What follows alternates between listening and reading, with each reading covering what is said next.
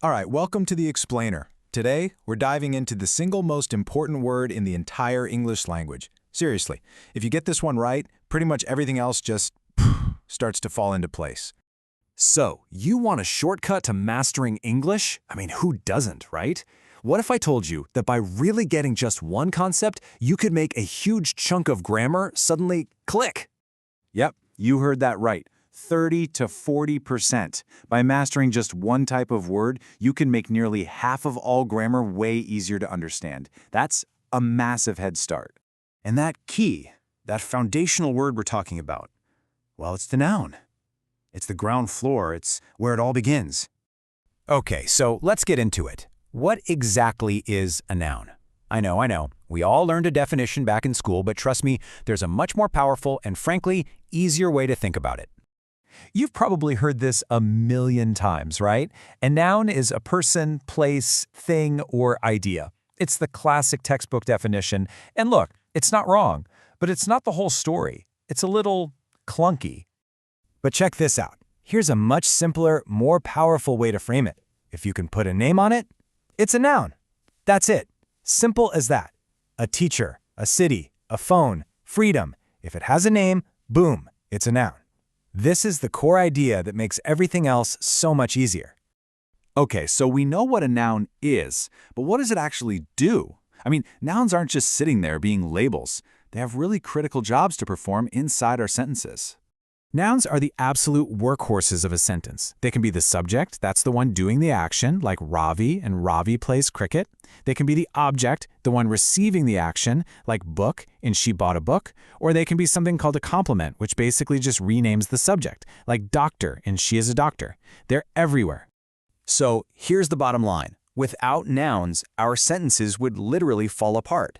They're the backbone, the skeleton that gives our language structure and allows it to carry any meaning at all. All right, now that we know their job description, let's meet the family.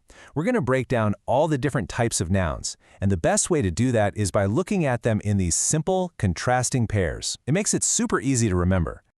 First up, proper versus common. A proper noun is a specific name, and it always gets a capital letter. Think Mount Everest or Serena Williams. A common noun is just the general version, mountain or athlete. See the difference? Specific versus general. Next, we have the difference between what we can touch and what we can't. A concrete noun is anything you can experience with your senses. You can see an apple, you can feel the rain. But an abstract noun, this is where it gets cool. It's an idea or a feeling, like love or justice. Just think about that for a second. We have a name for something we can't even see or hold. Pretty amazing. And finally, for our pairs, we've got the one that often trips people up, countable versus uncountable. But it's actually pretty straightforward. A countable noun, well, you can count it. You can have one book or 3 books. But an uncountable noun, you can't. You can't have 3 waters or 2 informations.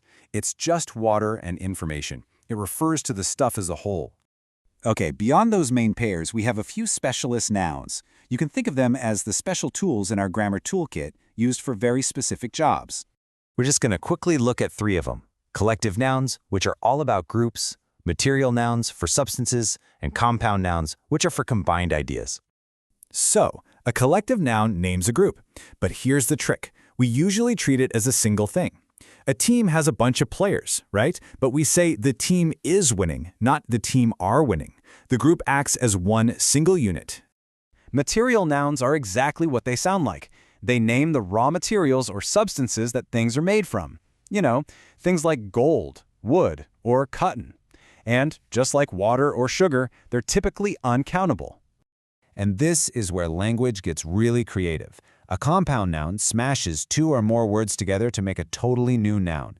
They can be closed up, like toothpaste, hyphenated, like mother-in-law, or just left open with a space, like post office. So the really crucial thing to see here is how all these different types work together. It's not just a random list, it's a complete and incredibly flexible system for naming literally everything in the world and inside our own minds. So here it is. A quick summary of the whole noun family all in one place. What's so amazing when you see it like this is how these different types work together to give us the power to name anything we can possibly think of. So why does any of this matter? Why go through all these types? Because understanding them isn't just a nerdy labeling exercise. It is absolutely fundamental. It helps you build sentences correctly. It's the key to getting subject-verb agreement right every time. And honestly, it's the foundation for pretty much everything else in English.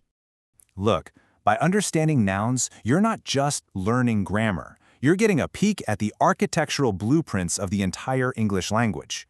So the only real question left is, now that you can see all the building blocks so clearly, what are you going to build with them?